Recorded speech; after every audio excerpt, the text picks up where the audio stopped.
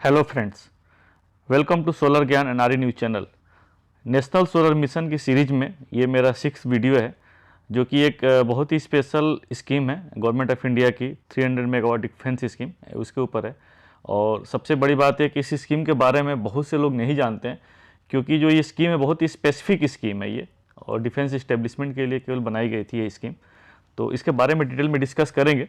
इससे पहले मैं आपको यहाँ अपडेट कर दूँ कि ये नेशनल सोलर मिशन की सीरीज़ में ये सब वीडियो बन रहा है। इससे पहले वाला जो मेरा वीडियो है, जो फर्स्ट वीडियो है नेशनल सोलर मिशन के ऊपर है, और जो सेकंड वीडियो है नेशनल सोलर मिशन को प्रमोट करने के लिए, उसके टारगेट को अचीव करने के लिए गवर्नमेंट ऑफ इंडिया ने सोलर के लिए कौन कौन सी स्कीम निकाली है उसके ऊपर है। उसके बाद जो नेक्स्ट जो थर्ड वीडियो है, स्कीम स्पेसिफिक स्टार्ट हो जाता है वहाँ पर। तो सबसे पहला जो स्कीम मैंने कवर किया था वो है solar park scheme. 40,000 megawatt solar park scheme है, जो गवर्नमेंट ऑफ इंडिया की बहुत ही महत्वाकांक्षी स्कीम है।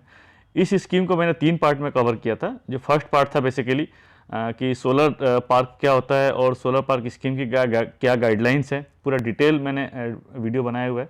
फिर जो नेक्स्ट वीडियो है वो सोलर पार्क का प्रपोजल गवर्नमेंट ऑफ इंडिया या solar energy corporation of India, जो स्कीम की इम्प्लीमेंटिंग एजेंसी, उसको आप कैसे सबमिट करेंगे, उस फॉर्मेट में क्या होता है।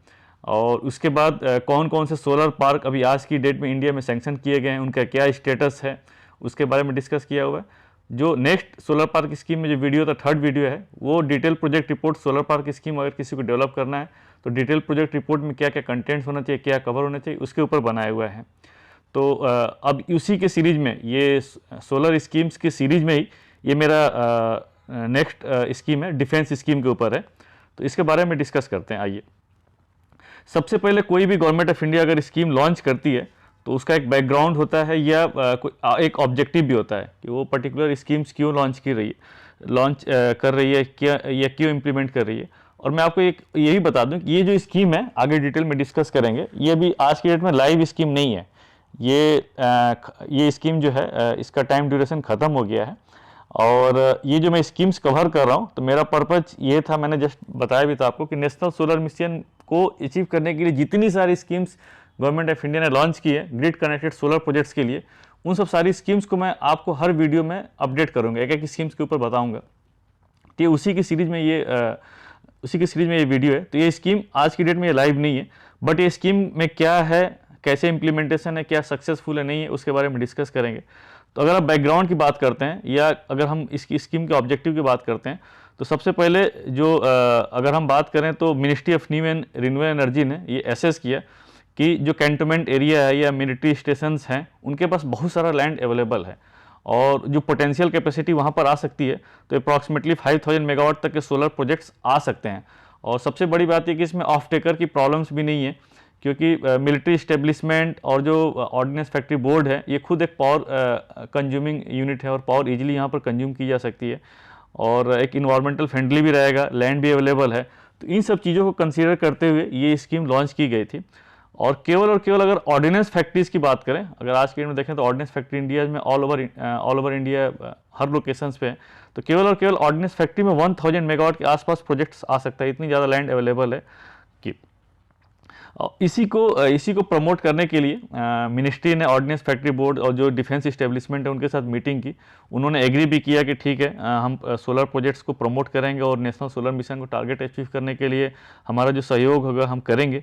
तो उसी को कंसीडर करते हुए जो स्कीम है, कैबिनेट ने 10 दिसंबर 2014 को अप्रूव कर दिया था, उसी को इस चीज़ को ध्यान में रखते हुए। और उसके बाद जो फाइनली जो स्कीम थी, ये जनवरी 2015 में लॉन्च कर दी गई थी with viability के support to set up the solar power projects by the defense establishment। और इसके बारे में और डिटेल में समझते हैं कि इसकी स्कीम में है क्या चीज़।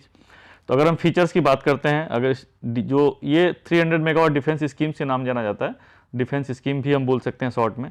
तो अगर हम इसके फीचर्स की बात करें तो इसमें सबसे पहले आता है एलिजिबिलिटी।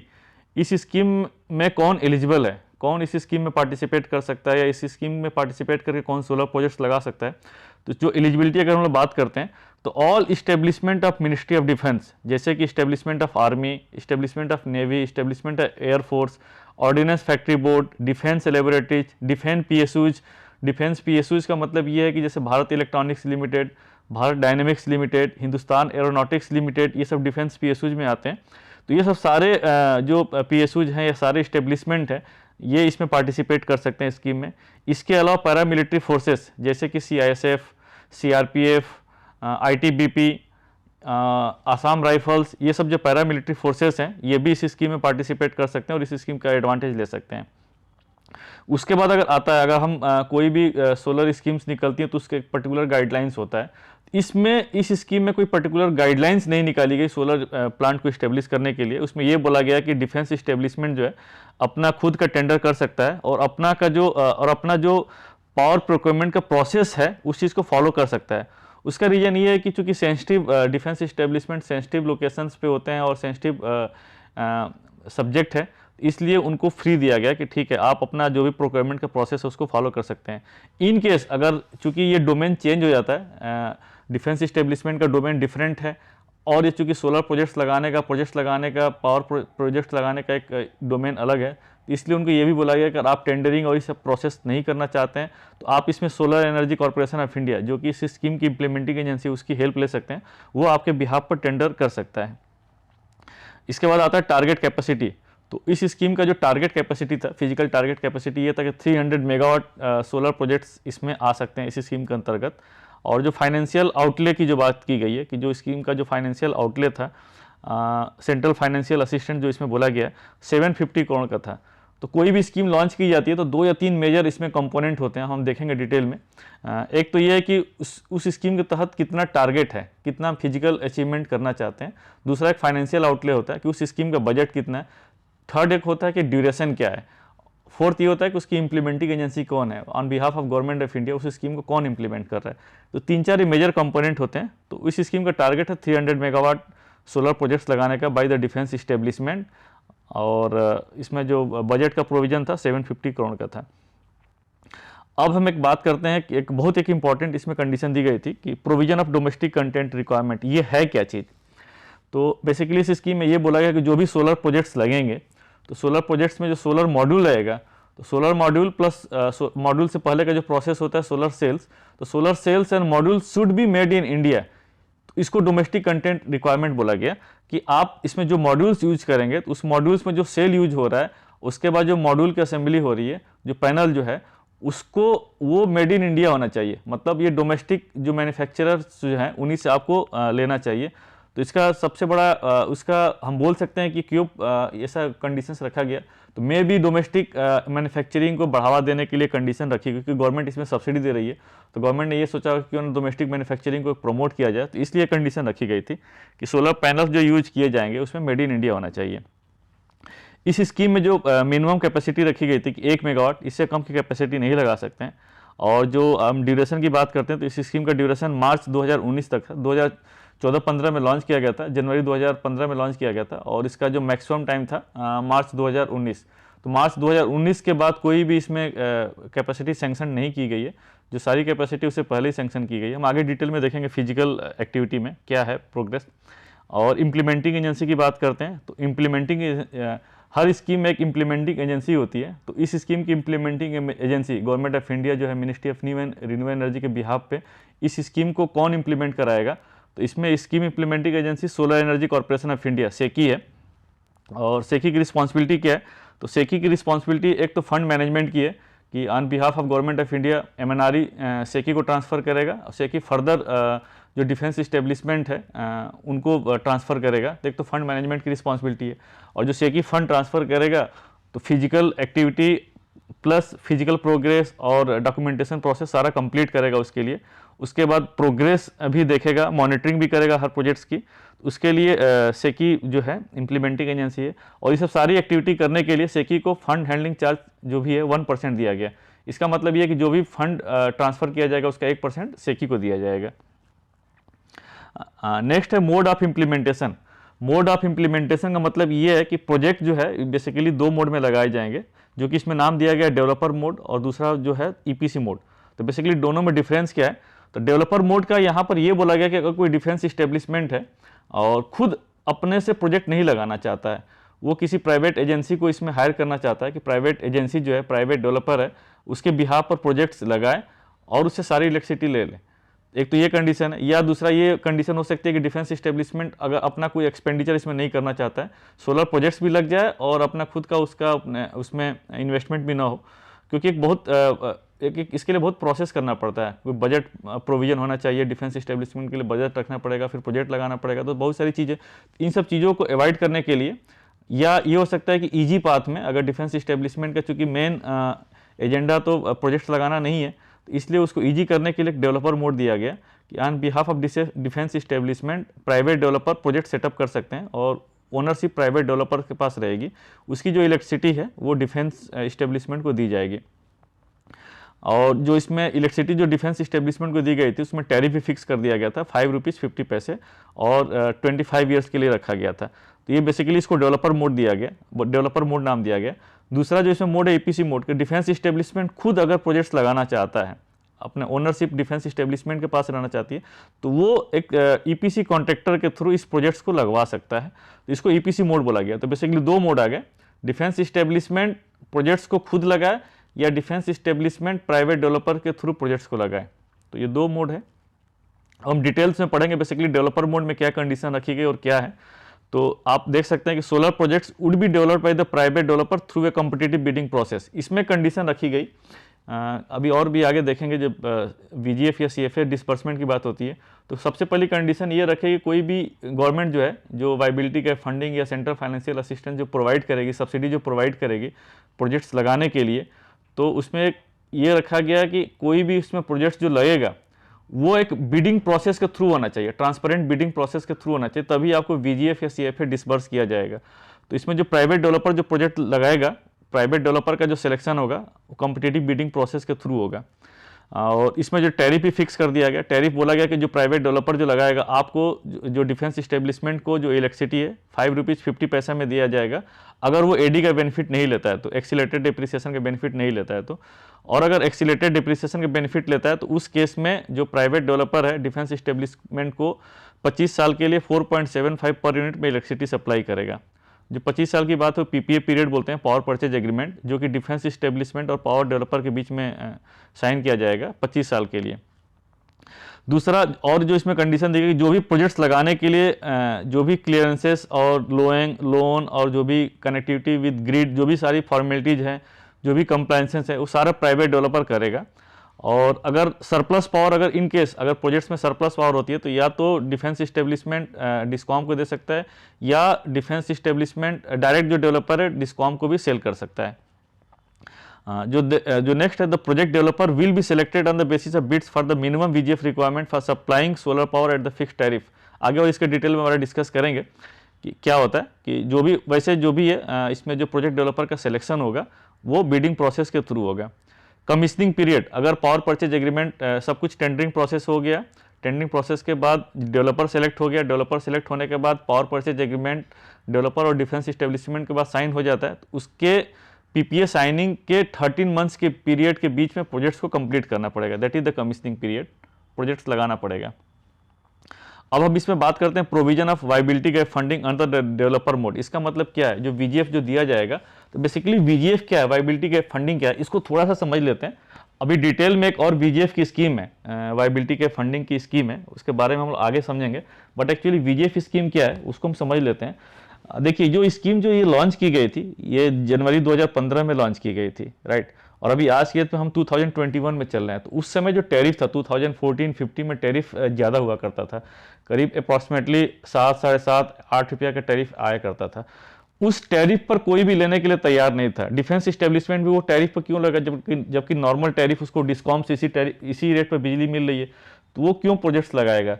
तो उसको डिफेंस इस्टेब्लिशमेंट को ये बोला है कि ठीक है, आप टैरिफ उतने मत लीजिए, आपको 5 रुपये 50 पैसे पर ही बिजली मिलेगी, और 5 रुपये 50 पैसा लगाने के लिए डेवलपर को जो भी प्रोजेक्ट कॉस्ट आएगा और जो डिफरेंस आएगा, मान लीजिए अगर प्रोजेक्ट कॉस्ट लगाने का डेवलपर का अगर उस समय 1 मेगावाट के लिए अगर आ रहा है तो 8 रुपये आ रहा है, राइट, और 8 करोड़ आ रहा है, 8 करोड़ पर मेगावाट या 7 करोड़ पर मेगावाट, उतना अगर कॉस्ट आ रही है, तो और उस प्रोजेक्ट कॉस्ट पर अगर टैरिफ निकाला जा रहा है, तो मान लीजिए टैरिफ आ रही है उस केस में 7 रुपया पर यूनिट। तो चूंकि अब सप्लायर्स डिस्कॉम को नहीं बोल सकते, डिफेंस इस्टेब्लिशमेंट को हमें 5 रुपये 50 पैसे में टैरिफ देना है, तो वो जो गैप है तो गैप हम कैसे फुलफिल करेंगे? तो गैप होती है वायबिलिटी गैप फंडिंग सपोर्ट के थ्रू फुलफिल करते हैं। हम डेवलपर्स को ये बोलते हैं कि आप 5 रुपये 50 पैसे में ही आप इलेक्ट्रिसिटी सप्लाई करेंगे, लेकिन इस 5 रुपये 50 पैसे में इलेक्ट्रिसिटी देने के लिए आपको कितने गवर्नमेंट ऑफ इंडिया से फंड चाहिए एक्स्ट्रा, उसके लिए गवर्नमेंट ऑफ इंडिया सपोर्ट करेगी। तो जो बिडिंग का प्रोसेस था वो उसी गैप पे था। इसमें जो मैक्सिमम सीलिंग दी गई थी कि आपको मैक्सिमम जो है वीजीएफ कितना दिया जाएगा उस पर आप बिडिंग करेंगे, रिवर्स बिडिंग होती थी वीजीएफ पे। तो इसमें जो कंडीशन रखी गई थी वीजीएफ के लिए कंडीशन, इसको 3 कैटेगरी में डिवाइड कर दिया गया था। एक तो एक छोटी कैपेसिटी के लिए, मतलब 1 मेगावाट से 5 मेगावाट तक के लिए 2.5 करोड़ पर मेगावाट रखा गया था वायबिलिटी गैप फंडिंग। ये मैक्सिमम सीलिंग होती थी। कैटेगरी 2 जो था, थोड़ा सा और बड़े प्रोजेक्ट्स को रखा गया था कि 5 मेगावाट से 25 मेगावाट तक के लिए 2 करोड़ पर मेगावाट रखा गया था। और कैटेगरी 3 में 25 मेगावाट से एबव प्रोजेक्ट्स के लिए 1.5 करोड़ पर मेगावाट रखा गया था। जो बिडिंग का प्रोसेस था वीजीएफ था कि आपको 5 रुपये 50 पैसे में सप्लाई 5 रुपये 50 पैसे में इलेक्ट्रिसिटी सप्लाई करना है। अब आप वीजीएफ पर बिडिंग करिए, आपको कितना मिनिमम वीजीएफ चाहिए। तो जो मिनिमम वीजीएफ जो कोट करता था उस डेवलपर को सेलेक्ट कर लिया जाता था। तो बेसिकली ये अपर लिमिट है दिया गया है।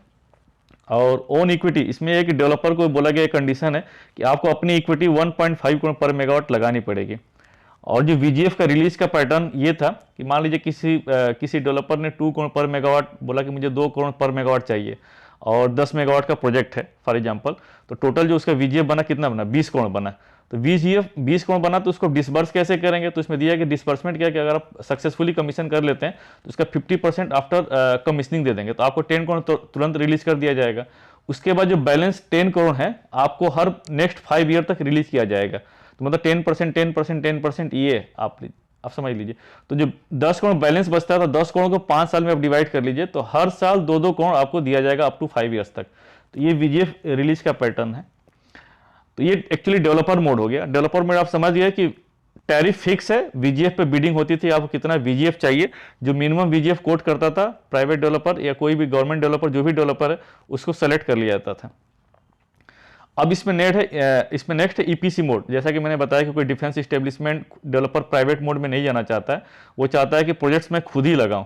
तो उस केस में सेंट्रल फाइनेंशियल असिस्टेंस कैसे दिया जाए, क्योंकि इसमें कंडीशन ये थी कि कोई ट्रांसपेरेंट प्रोसेस बिडिंग के थ्रू ही डेवलपर का सेलेक्ट होना चाहिए या प्रोजेक्ट का सिलेक्शन जो है बिडिंग के थ्रू होगा तभी वीजीएफ डिस्बर्स किया जाएगा। तो इसमें यह बोला गया कि इसमें जो वीजीएफ एडमिसिबल होगा या जो सीएफए एडमिसिबल होगा, सेंट्रल फाइनेंशियल असिस्टेंस दी जाएगी। इसमें जो डिफेंस इस्टेब्लिशमेंट है प्रोजेक्ट लगाने के लिए वो एक बिडिंग करेगा। बिडिंग किसके लिए होगा? ईपीसी कॉन्ट्रैक्टर के लिए होगा। तो ईपीसी कॉन्ट्रैक्टर अगर, और इसमें एक कंडीशन ये भी रखे कि आपको जो लैंड की जो कॉस्ट है प्लस ओएनएम की कॉस्ट इसमें प्रोवाइड नहीं की जाएगी प्रोजेक्ट्स लगाने के लिए। तो इसको हटा करके बिडिंग की जाएगी कि कोई प्रोजेक्ट अगर ईपीसी कोई कॉन्ट्रैक्टर है उसको कितने में 1 मेगावाट, मान लीजिए 5 मेगावाट का प्रोजेक्ट्स लगाना है, तो 5 मेगावाट प्रोजेक्ट लगाने के लिए कितनी प्रोजेक्ट कॉस्ट आएगी without land and without O&M charges. तो वो एक उस बेसिस पर जो मिनिमम कोट करता था वो ईपीसी कॉन्ट्रैक्टर को सेलेक्ट कर लिया गया। तो ये ईपीसी मोड हो गया। और इसमें जो सीएफए या वीजीएफ का डिस्बर्समेंट है 4 इंस्टॉलमेंट में किया जाएगा। और इसमें फिर सीएफए वीजीएफ का डिस्बर्समेंट कैसे होगा? तो इसमें यह बोला गया कि मान लीजिए कोई प्रोजेक्ट कॉस्ट है, फॉर एग्जांपल मान लीजिए 6 करोड़ पर मेगावाट प्रोजेक्ट कॉस्ट अगर आ गई, 1 मेगावाट के पैटर्न 1 मेगावाट का कोई प्रोजेक्ट लगाना है तो 6 करोड़ पर मेगावाट आ गया, तो प्रोजेक्ट कॉस्ट का 30%, तो 6 करोड़ का 30% कितना हो गया? 1.8 करोड़। तो प्रोजेक्ट कॉस्ट का 30 करोड़ प्लस ये जो लिमिट दी गई है 2.5 crore for up to 5 megawatt, 2 crore पर megawatt, 5 megawatt to 25 megawatt, 1.5 crore megawatt 25 megawatt से प्रोजेक्ट्स के लिए। तो मान लीजिए कोई 5 मेगावाट का प्रोजेक्ट है, 5 मेगावाट प्रोजेक्ट के लिए 1 मेगावाट की प्रोजेक्ट कॉस्ट 6 करोड़ आ गई, तो उसमें पर मेगावाट कितना आ गया आपका 30% ऑफ द प्रोजेक्ट कॉस्ट, तो पर मेगावाट आ गया 1.8 करोड़। ये फर्स्ट वाली कैटेगरी में आता है 2.5 करोड़। तो दोनों में सीलिंग देखी जाती है कि किसमें जो लोवेस्ट है उसको कंसीडर किया जाता है। तो इस केस में 2.5 करोड़ पर मेगावाट न लेकर के उसको 1.8 करोड़, तो उसके वीजीएफ की जो एलिजिबिलिटी थी 1.8 करोड़ पर मेगावाट होगी। नेक्स्ट वैसे अगर 5 मेगावाट से 25 मेगावाट, मान लीजिए 10 मेगावाट का प्रोजेक्ट है, 10 मेगावाट का प्रोजेक्ट्स के लिए अगर बिडिंग करता है, ईपीसी कॉन्ट्रैक्टर बोलता है कि मैं 60 करोड़ लूंगा, तो 60 करोड़ में पर मेगावाट कॉस्ट कितनी होगी? 6 करोड़ पर मेगावाट हो गई। 6 करोड़ पर मेगावाट के हिसाब से 30% कितना हो गया? 1.8 करोड़ पर मेगावाट हो गया।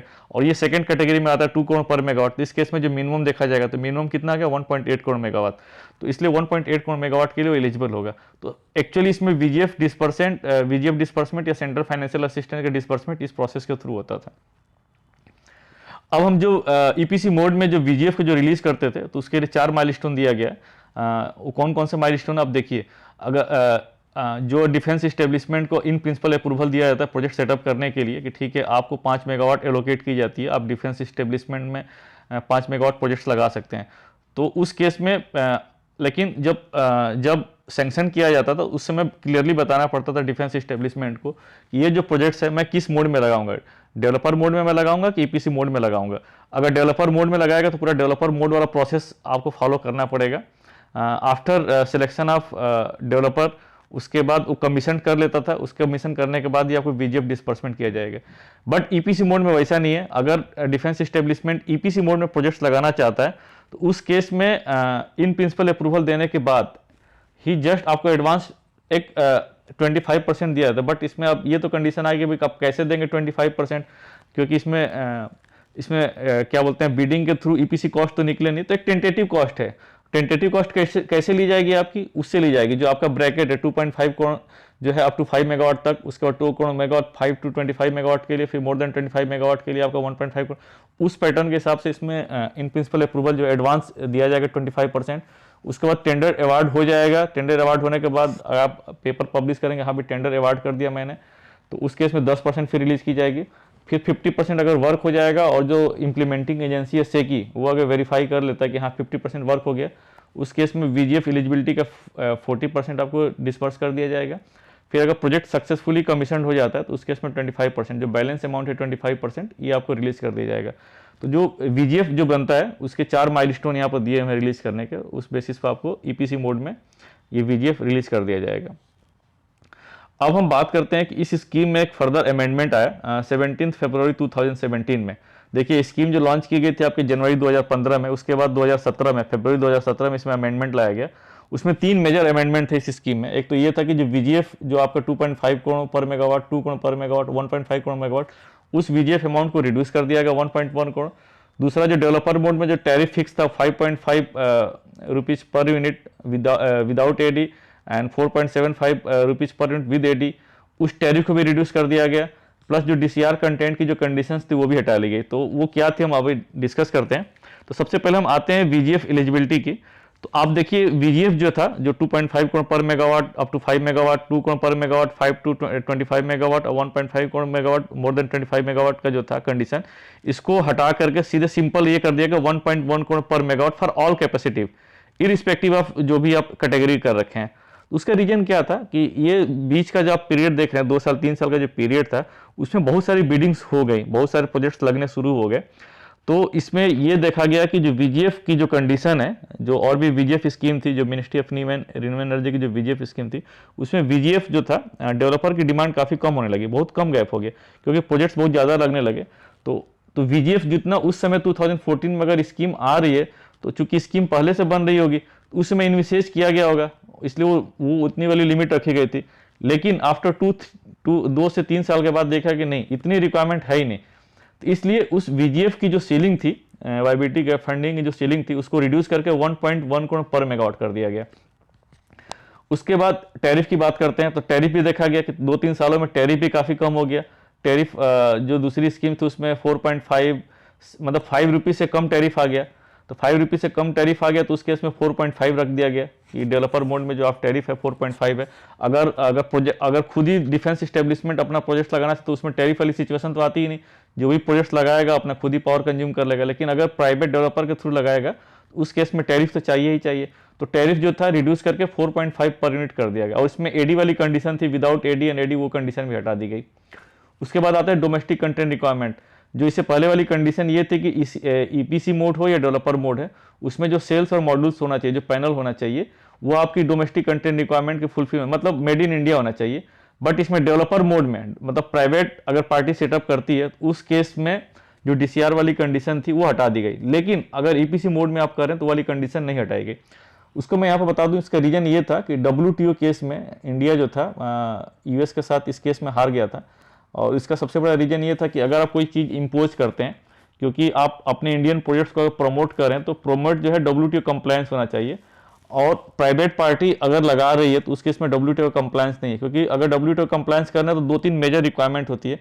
एक तो ये है कि project should be owned by the government India government company, और जो कंजम्पशन है वो भी गवर्नमेंट ऑफ जो गवर्नमेंट कंपनी उसको करना चाहिए, क्योंकि ओनरशिप डेवलपर मोड में प्राइवेट पार्टी के पास है, इसलिए वो WTO कंप्लायंस का फुलफिल नहीं कर रहा था। तो ये कंडीशन थी जो WTO कंप्लायंस को फुलफिल करने के लिए जो डेवलपर मोड था, डेवलपर मोड में जो DCR की कंडीशंस थी उसको हटा लिया गया। अब हम बात करते हैं कि एक्चुअली इस स्कीम के अंदर प्रोजेक्ट्स कितने लगे हैं, क्या फिजिकल स्टेटस रहा। तो अगर हम ministry of new and renewable energy annual report 2019-20 को अगर हम देखते हैं, उसमें जो इस स्कीम के अंतर्गत जो स्टेटस जो दिया गया था प्रोजेक्ट का, वो दिसंबर 2019 को दिया गया था। तो उसमें ये 7 ऑर्गेनाइजेशंस हैं, उनको 241.95 मेगावाट सैंक्शन की गई थी कैपेसिटी, जिसमें ऑर्डिनेंस फैक्ट्री बोर्ड को 7 मेगावाट कैपेसिटी सैंक्शन किया गया था, भारत इलेक्ट्रॉनिक्स लिमिटेड को 75.5 मेगावाट, भारत डायनेमिक्स लिमिटेड को 10 megawatt, HAL Hindustan aeronautics limited Nashik को 15 मेगावाट, ऑर्डिनेंस फैक्ट्री कानपुर को 5 मेगावाट, मिधानी को 4 megawatt, department of defence military engineering services को 125.45 मेगावाट, ये टोटल की 241.95 मेगावाट। कहने का मतलब है कि इस टोटल स्कीम में 241.95 मेगावाट सैंक्शन की गई है इस 7 ऑर्गेनाइजेशंस को, जिसके करस्पॉन्डिंग अगर हम लोग देखते हैं कि इसमें कितने प्रोजेक्ट्स कमीशन हो गए, तो टोटल 128.5 मेगावाट कैपेसिटी कमीशन हुए अगेंस्ट 241.95 मेगावाट। और जो इसमें सक्सेस रेट की बात करते हैं, आप देख सकते हैं ऑर्डिनेंस फैक्ट्री ने 7 मेगावाट कैपेसिटी सैंक्शन की गई, उसमें 7 मेगावाट टोटल कैपेसिटी कमीशन हो गए। भारत इलेक्ट्रॉनिक्स लिमिटेड 75.5 मेगावाट, उसमें total capacity 62.5 megawatt capacity commission हो गई है। Bharat dynamics limited total capacity जो 10 मेगावाट था उसने सैंक्शन 10 मेगावाट इसमें कमीशन हो गई है। HAL नासिक 15 मेगावाट, इसमें 50 मेगावाट कमीशन हो गया। Ordnance factory Kanpur 5 megawatt, 5 megawatt total commission हो गया। मिधानी 4 मेगावाट, 4 मेगावाट कमीशन हो गया।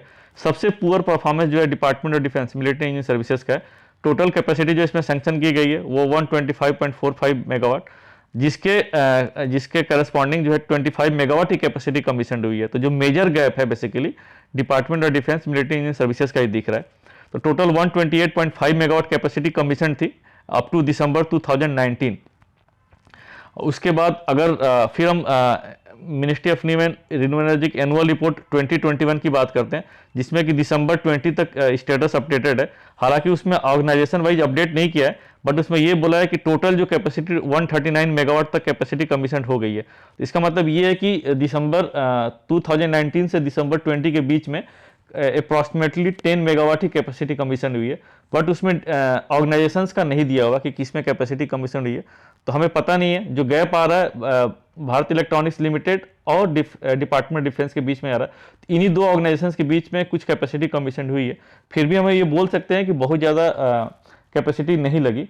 और अगर हम देखा जाए स्कीम के स्टेटस परफॉर्मेंस की बात करें, तो सोचिए स्कीम जनवरी 2015 में लॉन्च की गई थी, और अभी आज की डेट में जो दिसंबर 2020 तक का जो अपडेटेड है, उस केस में बहुत सक्सेसफुली नहीं हुआ, 5-6 साल लग गए, क्योंकि प्रोजेक्ट्स लगाने में 1 साल से ज़्यादा नहीं लगता। इसमें 13 मंथ्स का पीरियड दिया है कमीशनिंग का PPA साइनिंग के बाद, तो बहुत ही सक्सेसफुल स्कीम नहीं रही।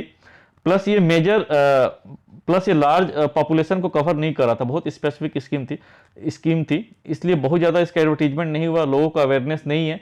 बट चूंकि एक बहुत ये था, इसमें 2-3 जो इंपॉर्टेंट सबसे बड़ा फैक्टर, एक तो ये कि डोमेस्टिक मैन्युफैक्चरिंग को बढ़ावा करने के लिए इस स्कीम में प्रोविजन रखा गया था। दूसरा ये कि डिफेंस इस्टेब्लिशमेंट को सेल्फ सस्टेनेबल बनाने के लिए दिशा में एक बहुत बड़ा मतलब एक कदम था। तो और थर्ड ये है कि नेशनल अल्टीमेटली कोई भी सोलर प्रोजेक्ट लगता है तो कहीं ना कहीं नेशनल सोलर मिशन के टारगेट को अचीव करने के लिए तो है ही वो टारगेट। तो तीसरा ये था कि नेशनल सोलर मिशन को भी अचीव करने का टारगेट कंप्लीट किया जा रहा है, तो उस हिसाब से भी ये स्कीम इंपॉर्टेंट थी। तो ये 3-4 फैक्टर्स थे जो मुझे लगता है कि इस वजह से स्कीम को भी है, बट ये पब्लिक लार्ज पर नहीं था, बहुत स्पेसिफिक था, इसलिए बहुत ज़्यादा इसका लोगों को पता नहीं है। अब हम बात करते हैं इस स्कीम में जो प्रोजेक्ट्स लगे हैं, तो उसका हम पिक्चर देखिए कैसे देखते हैं। तो जो मैंने फर्स्ट एक्चुअली गूगल अर्थ के थ्रू मैंने ये पिक्चर लिया है, ये तो आप इसमें 15 मेगावाट का जो 15 मेगावाट का जो सोलर प्रोजेक्ट है हिंदुस्तान एरोनॉटिक्स लिमिटेड नासिक को जो सैंक्शन किया गया, तो ये टोटल 15 मेगावाट का प्रोजेक्ट है। आप देखिए कैसे मतलब कितना सुंदर पिक्चर दिख रहा है, क्लियर कट इसमें पैनल्स दिख रहे हैं। ये तो ये 15 मेगावाट का पिक्चर है सोलर प्रोजेक्ट जो HAL नासिक ने लगाया डिफेंस स्कीम के अंतर्गत। और दूसरा फोटो हम देखते हैं, ये 4 मेगावाट का जो मिधानी जो हैदराबाद में है जिसने प्रोजेक्ट्स लगाया, तो उसका ये आप देखिए क्लियर कट, इसमें देखिए पैनल्स आप देखिए कितना अच्छा दिख रहा है। ये 4 मेगावाट का प्रोजेक्ट्स है, आप ये हैदराबाद मिधानी हैदराबाद में। फिर नेक्स्ट प्रोजेक्ट है, आप इसमें 5 मेगावाट का जो ऑर्डिनेंस फैक्ट्री कानपुर ने लगाया है। तो ये देखिए पूरा क्लियर, बहुत क्लियर दिखेगा आपको पैनल, देखिए कितना सुंदर दृश्य है ये, केवल सोलर पैनल ये ऑर्डिनेंस फैक्ट्री कानपुर। और इसमें जो लगाया अवादा जो कंपनी है, Avaada clean energy private limited, Avaada ने लगाया। चूँकि डेवलपर मोड में लगाया तो ये जो प्रोजेक्ट का जो ओनरशिप है ये अवादा कंपनी के पास में है। और ये ऑर्डिनेंस फैक्ट्री के साथ पीपीए साइन किया है 25 साल के लिए। तो ये प्रोजेक्ट्स लगाया। तो होप दोस्तों मेरा जो ये वीडियो आपको अच्छा लगा होगा। और मेरी कोशिश यही रहती है कि मैं इस स्कीम के बारे में मैक्सिमम चीज़ों को कवर कर सकूं। और काफ़ी मैं रिसर्च करता हूं, एनुअल रिपोर्ट्स, एमएनआरई की वेबसाइट और भी जो अदर रेलिवेंट वेबसाइट है, न्यूज़ चैनल है, उन सब सारी चीज़ों से इंफॉर्मेशन मैं गैदर करके एक जगह रखने का कोशिश करता हूँ कि सो दैट कि आपको मैं पूरा डिटेल बता सकूँ। और अगर आपको मेरा ये वीडियो अच्छा लगा होगा तो आप लोग लाइक करिए, सब्सक्राइब करिए, अपने दोस्तों को भी फॉरवर्ड करिए। फिर आपसे मिलते हैं नेक्स्ट वीडियो में एक नए स्कीम के साथ। तब तक के लिए थैंक यू। जय हिंद।